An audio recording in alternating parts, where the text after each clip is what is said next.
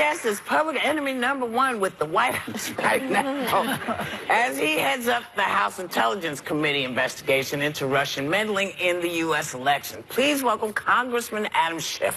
Congressman, I'll start. So your committee spoke to Hope Hicks yesterday, I believe, was it, or the day before? Day before. And then the next day, she resigned from the White House, saying that she also said she had said these little white lies.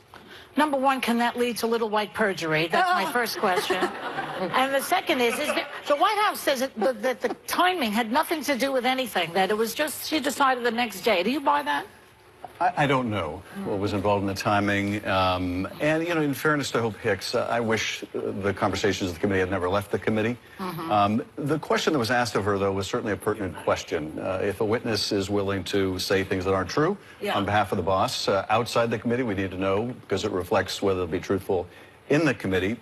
But the most significant issue I had with her testimony are the whole areas that she refused to testify on the instructions of the White House. Now, that's not her fault. That's the instructions of her employer. And she could do that.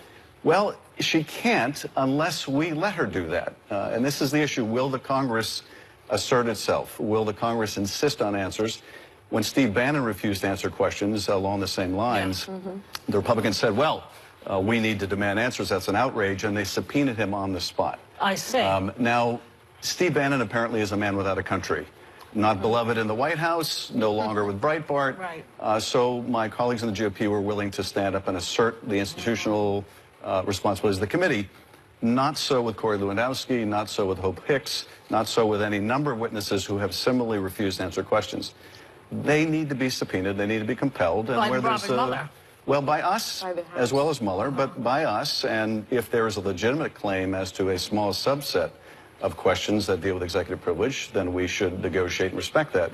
But you can't say we're simply not going to answer questions about anything that happened during the transition, anything that happened during the administration, whether it involved the president or it didn't. And we have obviously very important questions to ask Hope Hicks about the preparation of that false statement about the meeting at Trump Tower with the Russians. With John Jr. Exactly. I'd like to go a little different direction, if you don't mind, because you are, at the Intelligence Committee, probably the institution that has best access to what actually happened with the Russians. And my view is, if the Russians did it to us the first time, shame on them. If they do it to us again, shame on us. So what are we doing? What are we doing? Quite apart from the investigation of the White House or the transition or any of that, how's the committee pursuing the issue of what the Russians actually did and how we actually stop it? Because I can imagine that Vladimir Putin is ready to go again, and we shouldn't let him do that. I think that's exactly right, and indeed all of our intelligence chiefs have said as much, that they expect the Russians will be back. Indeed, the Russians have never left. In terms of what's being done about it, I have to say not nearly enough. The states are certainly taking action. They're hardening their elections infrastructure to make sure the Russians can't penetrate it again, can't monkey around with the vote counts.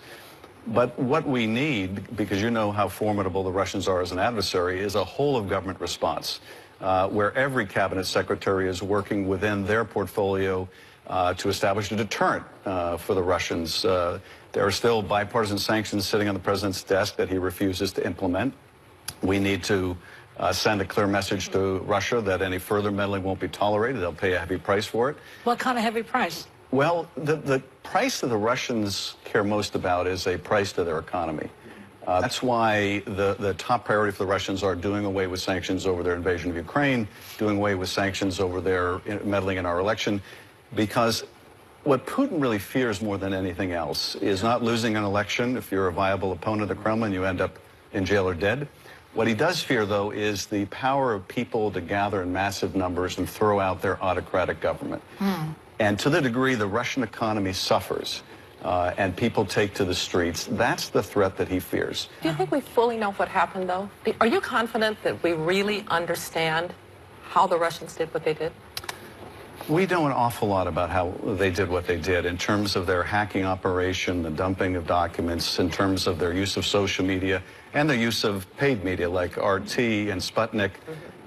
We don't know as much as we should about whether they also used financial entanglement, which they have used in Europe and elsewhere to exert influence, and that's the money laundering issue. We obviously don't know the full role of the Trump campaign, although we know a lot more than that than when we started.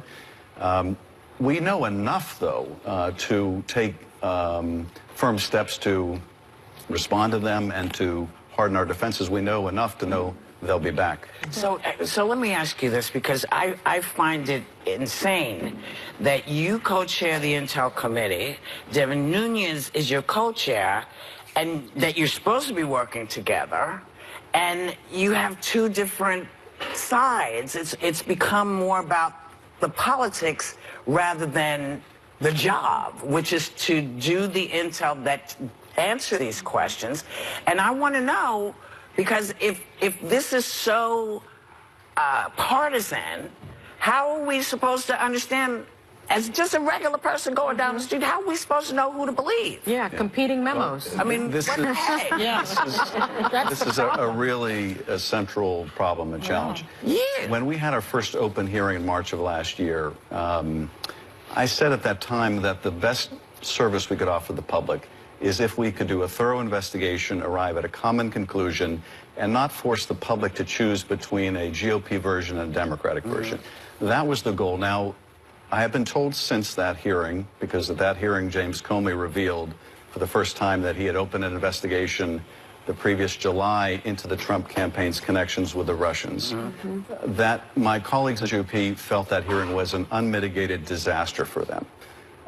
It was the very next day that the chairman went on that midnight run to get documents that he said showed malfeasance of the Obama administration. And the following day, he went back and presented those, and we would learn that the documents he obtained actually had gotten from the White House, and it was concocted with the White House. That's the point at which the committee investigation really diverged. And this memo business, we asked the chairman, was this similarly done in conjunction with the White House? And he wouldn't answer the question. And it's very hard, obviously, to do an objective investigation if the chair views his mission differently as protecting the president. And I view our mission as protecting the public and letting the chips fall wherever they may. And I would, frankly, be thrilled, have been thrilled, if we could have seen this investigation through on a bipartisan basis and reached whatever conclusion we reached, whether it was exoneration or incrimination, if we had done it together. Let me just say that I've spent a lot of time in Washington, and I know you've got a really hard job, and I appreciate what you're doing for the country, but I really hope you can wrap it up. The country needs to get back to business, so that's my greatest hope, is that this gets done, and this gets done. And by the way, I just want to say on Robert Mueller, this is somebody I know. I worked with him. He was FBI director when I was National Security Advisor. I have enormous respect for him. And he is going to do this in a very fair way. And so I just hope we can get it done. So, here's what we know. Here's what we know thus far. Congressman Adam Schiff is sticking around. Okay, good. We'll be right back.